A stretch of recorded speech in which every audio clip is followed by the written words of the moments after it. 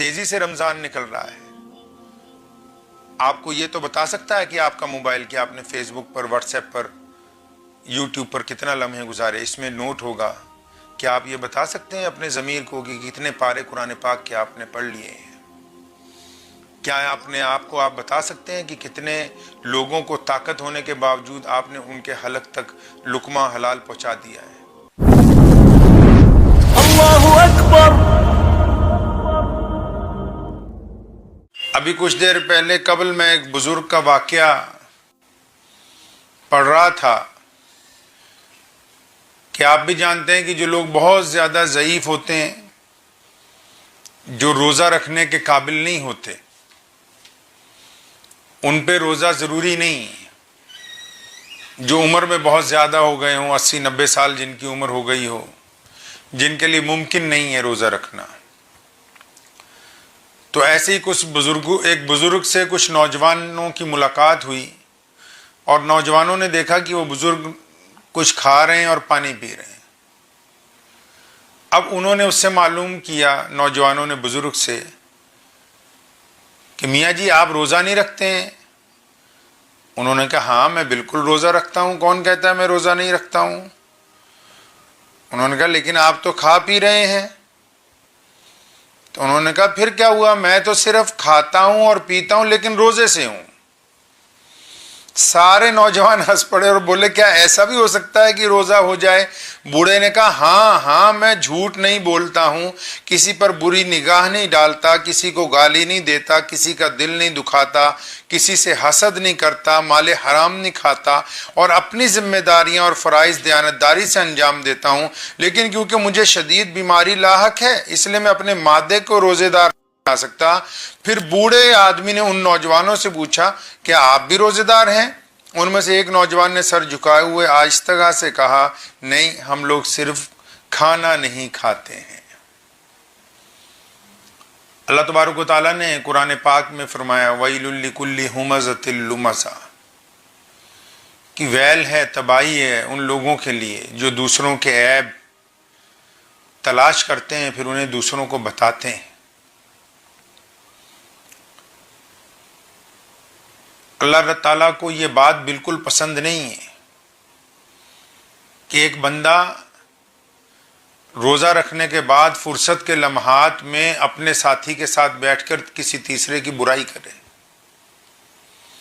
قرآن پاک میں سخت وعید آئی ایسے لوگوں کے بارے میں. اللہ تعالیٰ نے ناراضگی میں فرمایا نار اللہ الموقدہ، کہ ہم اس کو اپنے ہاتھ سے جلائی ہوئی آگ میں جھونکیں گے.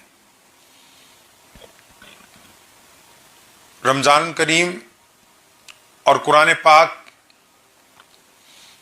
دونوں اسلام کے مضبوط جز ہیں، اور یہ رمضان شریف جو ہے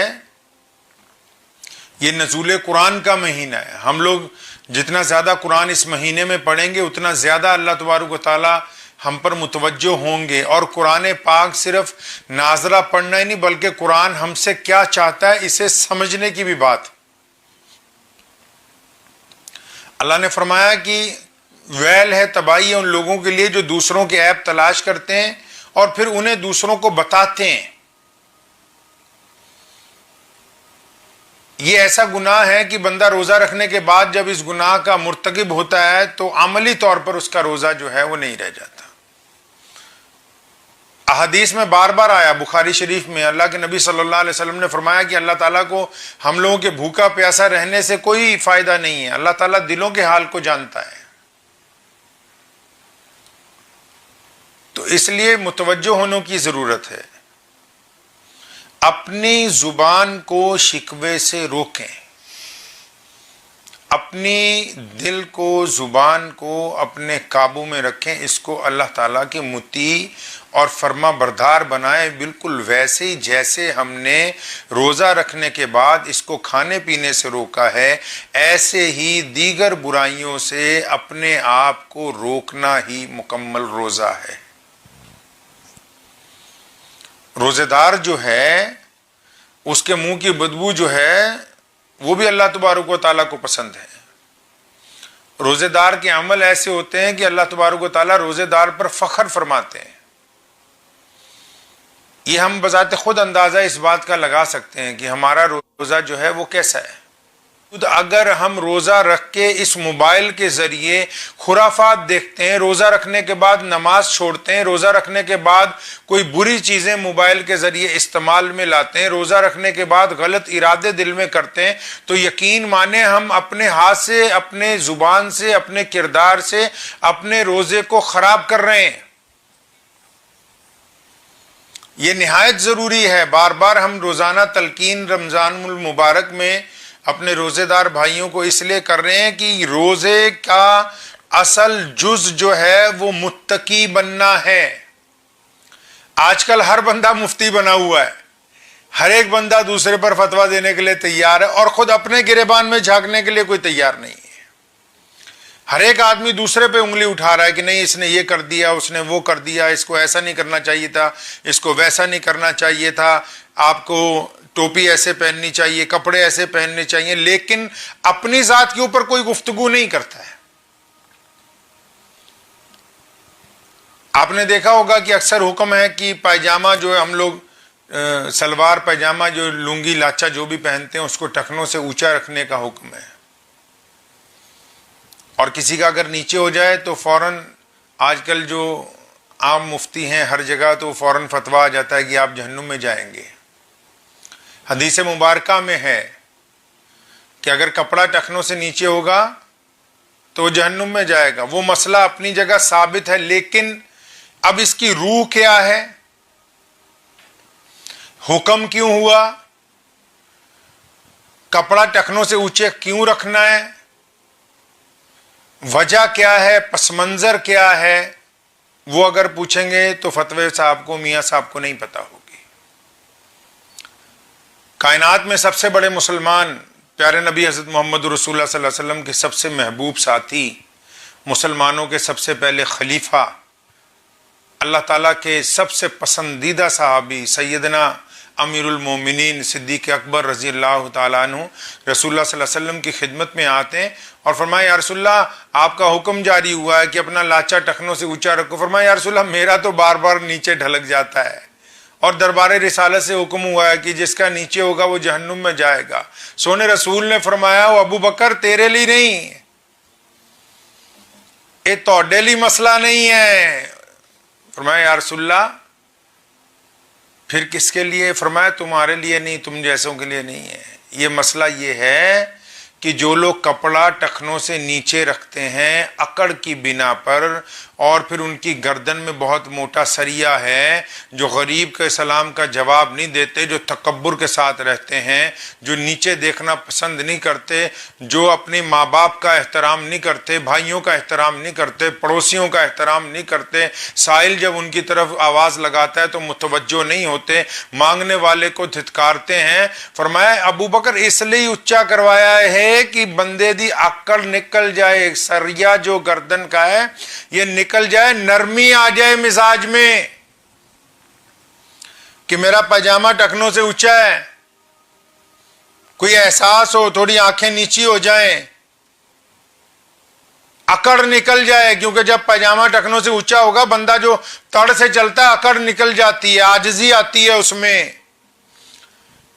اب ایک بندے کا پاجامہ ٹخنوں سے اونچا ہو، ماشاءاللہ پگڑی بگڑی بھی ہو، داڑھی واڑی پہن رکھی ہوئی ہو، اور سلام پھیرتے ہی نمازیوں کے ساتھ بدخلقی سے کوئی پیش آتا ہو، کوئی ہفتے 15 دن بعد کوئی بھولا بٹکا اللہ کا بندہ آ جاتا ہے مسجد میں، سلام پھیرتے ہی پہلے اس کی خبر لی جاتی ہے، اچھا آج تو کدھر منہ چکے آئی. ماں باپ سے نہیں بنتی ہے، پاجامہ ٹخنوں سے اونچا ہے، ماں باپ سے نہیں بنتی ہے، معافی بھی نہیں مانگتا ہے ان سے، بھائی بہنوں کے حق میں دعائیں بھی نہیں کرتا ہے، بھوکے کو کھانا نہیں کھلاتا ہے، سائل کی مدد نہیں کرتا ہے، مسافر کو رستہ نہیں دکھاتا ہے، اپنی بیوی سے بچوں سے محبت سے پیش نہیں آتا ہے. اب یہ جو پاجامہ ٹخنوں سے اونچا کیا ہے اب آپ اس کو گھٹنوں پہ بھی کر لیں جناب تب بھی کوئی شریعت کو آپ سے لینا دینا نہیں ہے. کیونکہ جب روح ہی ختم ہو گئی، مسئلے کی روح ہی ختم ہو گئی تو پھر اب کیا فائدہ ہے اس کو اونچا کرنے کا نیچا کرنے کا؟ اس کو اونچا کرنے کا فائدہ تب تھا جب اکڑ نکل جاتی، عاجزی آ جاتی، ماں باپ کی اطاعت فرما برداری میں آ جاتا، بیوی سے حسن اخلاق کرتا، بچوں سے محبت کرنے والا ہوتا۔ ایسے بہت سارے لوگ ہیں نماز پڑھتے ہیں اپنی اولاد سے بدخلقی کے ساتھ پیش آتے ہیں، نماز پڑھتے ہیں اپنے بھائیوں کے ساتھ بدخلقی رکھتے ہیں، بھائیوں کے لیے دعا نہیں کرتے، اس چکر میں رہتے ہیں کہ یہ کب برباد ہو جائیں تو ہم خوشی منائیں۔ ایسے بہت سارے لوگ ہیں جو نماز پڑھتے ہیں اور پڑوسی کے ساتھ ان کی نہیں بنتی، تو پھر پڑھتے کیوں ہیں؟ اگر دل صاف نہیں تو پھر نماز کیوں پڑھتے ہیں؟ نماز پڑھنے کے لیے دل کا صاف ہونا نہایت ہی ضروری ہے، نہایت ہی ضروری ہے۔ جب تک دل صاف نہیں ہوگا تو پھر نماز کس طرح ادا کی جائے گی؟ تو یہ روزہ کا جو اصل جز ہے وہ دراصل ہم لوگوں کو اللہ کی طرف سے حکم کہ ہم متقی بن جائیں۔ تیزی سے رمضان نکل رہا ہے، آپ کو یہ تو بتا سکتا ہے کہ آپ کا موبائل کہ آپ نے فیس بک پر، واٹس ایپ پر، یوٹیوب پر کتنا لمحے گزارے، اس میں نوٹ ہوگا۔ کیا آپ یہ بتا سکتے ہیں اپنے ضمیر کو کہ کتنے پارے قرآن پاک کے آپ نے پڑھ لیے ہیں؟ کیا اپنے آپ کو آپ بتا سکتے ہیں کہ کتنے لوگوں کو طاقت ہونے کے باوجود آپ نے ان کے حلق تک لقمہ حلال پہنچا دیا ہے؟ کیا بتا سکتے ہیں آپ اپنے ضمیر کو کہ آپ نے ان سے معافی مانگ لی جو آج تک منتظر تھے کہ ہاں ہمارا بھائی ہمیں اپنے آ کے گلے سے لگائے گا؟ یہ موبائل تو بتا سکتا ہے کیونکہ اس میں سب کچھ نوٹ ہو رہا ہے کہ آپ نے کتنا وقت کس کے ساتھ گزارا ہے، اس میں کون سی ایپس کے ساتھ، لیکن کیا آپ اپنے ضمیر کو بھی پوچھتے ہیں کہ آپ نے کتنا وقت کس کے ساتھ گزارا ہے؟ کیا کبھی آپ اپنے دل کو اس طرف متوجہ کر رہے ہیں؟ روزے دار کا بڑا احترام ہے میرے بھائی اللہ کی نگاہ میں۔ آپ دیکھیں نا، روزے دار وضو کرتا ہے تو حلق سے پانی کا قطرہ نیچے نہیں جانے دیتا، فرشتے رشک کرتے ہیں کہ الہ العالمین یہ آپ کے بندے ہیں، کوئی دیکھ نہیں رہا، اس گلے کے اندر کوئی کیمرے نہیں لگے ہوئے جو پانی کے ان قطروں کو نیچے جاتا ہوا دیکھ لیں، لیکن اس کا ضمیر گوارا نہیں کرتا کہ میں اپنے رب کا مجرم نہ بن جاؤں، میرا رب مجھ سے ناراض نہ ہو جائے۔ وضو کے دوران بھی ایک قطرہ پانی کا نیچے نہیں اترنے دیتا، فرشتے رشک کرتے ہیں آپ پر کہ اللہ نے آپ کو روزے دار بنایا ہے۔ اب یہ نہ سمجھے کوئی معمولی بات ہے روزے دار بن جانا، بہت قسمت کی بات ہے، ہر ایک بشر کے لیے یہ مرتبہ نہیں ہے۔ اللہ تعالیٰ نے آپ کو موقع دیا ہے، زندگی دی ہے، وقت دیا ہے، وسائل دیے ہیں، کہ اب بھی وقت نہیں ہے کہ ہم اپنے رب کو منائیں گے؟ اہل ایمان کی ذمہ داری بنتی ہے کہ وہ رمضان کریم کے روزوں کے درمیان استغفار کا اہتمام کریں۔